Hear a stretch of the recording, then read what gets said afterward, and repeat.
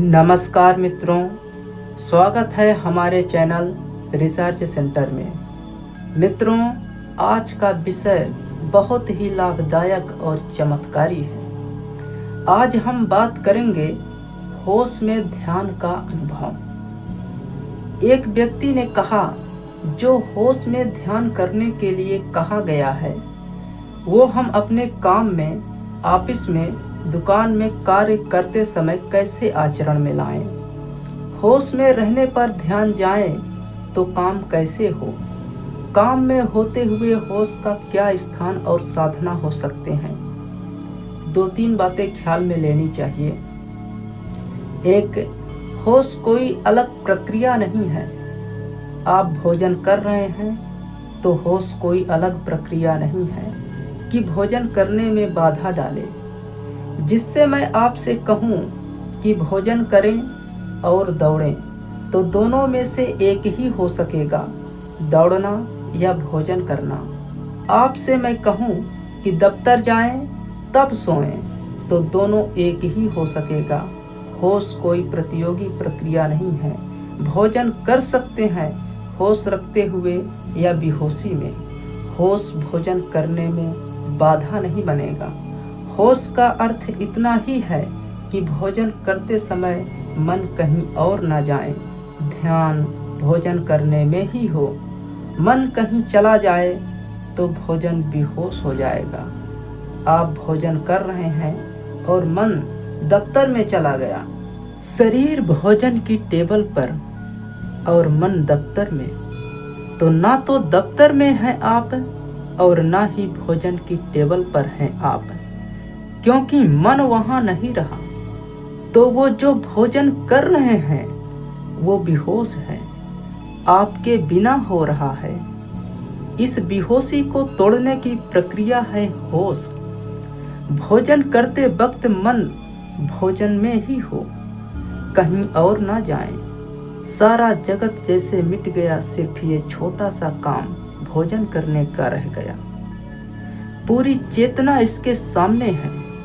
एक कौर भी उठाते हैं आप, मुंह में ले जाते हैं, चबाते हैं, तो ये सारा होश पूर्वक हो रहा है। आपका सारा ध्यान भोजन करने में ही है। इस प्रक्रिया को आप ठीक से समझें। अगर मैं आपसे कहूँ कि भोजन करते वक्त राम राम जपें, तो ये 2 क्रियाएं हो जाएगी। राम राम जपेंगे तो भोजन से ध्यान हटेगा, और भोजन पर ध्यान लगाएंगे तो राम नाम का ध्यान टूटेगा। मैं आपको कहीं और ध्यान ले जाने को नहीं कह रहा हूँ। जो भी आप कर रहे हैं उसको ध्यान बना लें। इससे आपके किसी काम में बाधा नहीं पड़ेगी, बल्कि सहयोग बनेगा। क्योंकि जितने ध्यान पूर्वक काम किए जाएं, उतना ही कुशलता हो जाता है। काम की कुशलता ध्यान पर निर्भर है। अगर आप अपने दफ्तर में ध्यान पूर्वक कर रहे हैं, जो भी कर रहे हैं, तो आपकी कुशलता बढ़ेगी, क्षमता बढ़ेगी, काम की मात्रा बढ़ेगी, और आप थकेंगे भी नहीं, और आपकी शक्ति बचेगी, और आप दफ्तर से भी ऐसे वापस लौटेंगे जैसे ताजे लौट रहे हैं। क्योंकि शरीर कुछ और करता है, मन कुछ और करता है, तो दोनों के बीच तनाव पैदा होता है। वही तनाव थकान है। आप होते हैं दफ्तर में, मन होता है सिनेमा में। आप होते हैं सिनेमा में, मन होता है घर पर। तो मन और शरीर के बीच जो फैसला है, वो तनाव ही आपको थकाता है और तोड़ता है। जब आप जहाँ होते हैं वहीं मन होता है। इसीलिए आप देखें, जब आप कोई खेल खेल रहे हैं तो आप ताजे होके लौटते हैं। खेल में शक्ति लगती है, लेकिन खेल के बाद आप ताजे होके लौटते हैं। आप क्रिकेट खेल रहे हैं, आप कबड्डी खेल रहे हैं, या बच्चों के साथ बगीचे में दौड़ रहे हैं, या कुछ भी कर रहे हैं, शक्ति व्यय हो रही है। लेकिन इस दौड़ने के बाद आप ताजे हो जाते हैं, और यही काम आपको करना पड़े आप थकते हैं। काम और खेल में एक ही फर्क है, खेल में पूरा ध्यान वहीं मौजूद होता है, काम में पूरा मौजूद नहीं होता है। इसीलिए अगर आप किसी को नौकरी पर रख लें खेलने के लिए, तो वो खेलने के बाद थक के जाएगा, क्योंकि वो फिर खेलना ही काम है। और जो होशियार है वो अपने काम को भी खेल बना लेते हैं। अगर खेल का मतलब ये है कि आप जो भी कर रहे हैं इतने ध्यान से, इतनी तल्लीनता से, इतने आनंद से डूब कर रहे हैं, उस करने के बाहर कोई संसार नहीं बचा है। आप इसे करने के बाद ज़्यादा ताजे सशक्त होकर के लौटेंगे और कुशलता बढ़ जाएगी। जो भी हम ध्यान से करते हैं उसकी कुशलता बढ़ जाती है। लेकिन अनेक लोग ध्यान का मतलब समझते हैं जोर जबरदस्ती से की गई एकाग्रता, तो आप थक जाएंगे। अगर आप जबरदस्ती अपने को खींच के किसी काम पर मन को लगाते हैं तो आप थक जाएंगे। तब तो ये ध्यान भी एक काम हो गया। जो भी जबरदस्ती किया जाता है वो काम हो जाता है। ध्यान को भी आनंद समझें, इसको भी बेचैनी मत बनाइए। ये आपके सिर्फ बोझ ना हो जाए कि मुझे ध्यान पूर्वक ही काम करना है। हल्के हल्के इसे विकसित होने दे, इसको सहारा दे।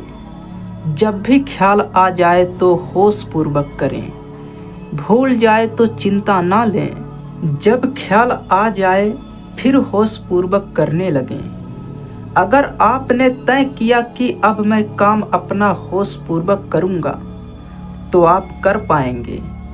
आज ही ऐसा नहीं है, वर्षों लग जाएंगे। क्षण भर भी होश रखना मुश्किल है। तय करेंगे कि होश पूर्वक चलूँगा, 2 कदम नहीं उठा पाए और होश कहीं और चला जाएगा, कदम कहीं और चलने लगेंगे। इससे चिंतित ना हो, पश्चाताप ना करें। लाखों लाखों जीवन की आदत है बेहोशी की, इसीलिए दुखी होने का कोई कारण नहीं है।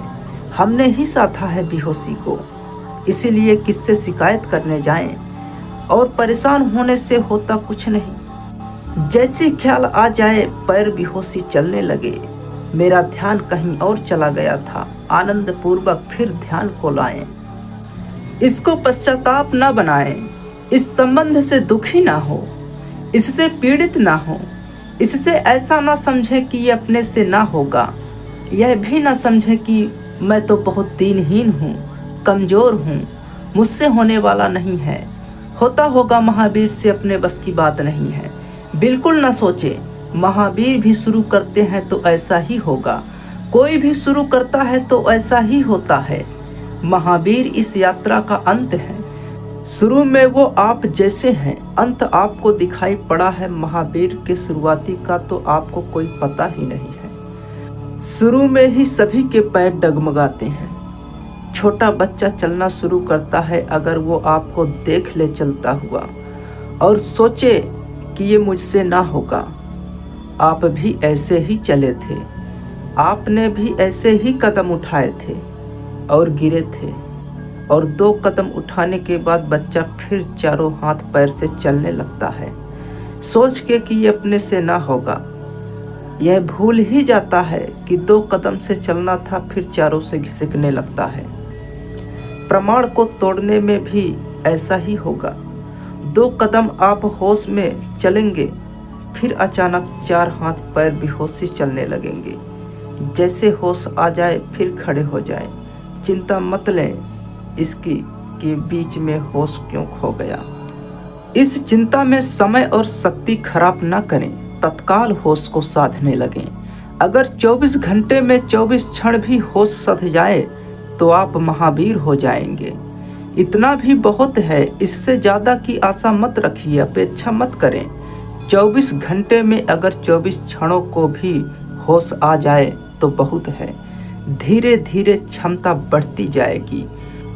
और जो बच्चा सोच रहा है कि अपने बस के बाहर है 2 पैर से चलना, एक दिन वो 2 पैर से चलेगा, और प्रयत्न नहीं करना पड़ेगा, कोई प्रयास नहीं रह जाएगा। तो ये ध्यान रख ले, ध्यान को काम नहीं बना लेना है। नहीं तो बहुत से धार्मिक लोग ध्यान को ऐसा काम बना लेते हैं कि उनके सिर पर पत्थर रखा है।